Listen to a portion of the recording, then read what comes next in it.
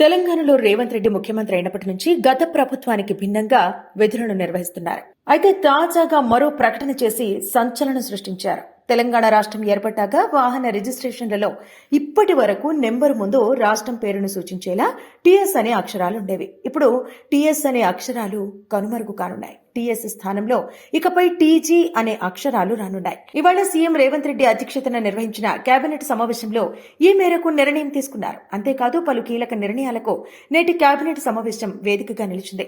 రాష్ట్రంలో కుల గణన నిర్వహించాలని నిర్ణయించారు. రాష్ట్ర అధికారిక గీతంగా జయ జయ హే తెలంగాణను ప్రకటించారు. తెలంగాణ తల్లి విగ్రహంలో మార్పులు చేయాలని నిర్ణయించారు. రాష్ట్ర చిహ్నంలో తెలంగాణ ఆత్మ స్ఫూర్తి ప్రతిబింబించేలా మార్పులు చేయాలని నిర్ణయించారు.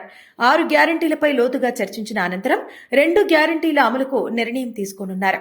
200 యూనిట్ల వరకు ఉచిత విద్యుత్, 500 రూపాయలకే గ్యాస్ సిలిండర్ గ్యారంటీలను అమలు చేయాలని నిర్ణయించారు.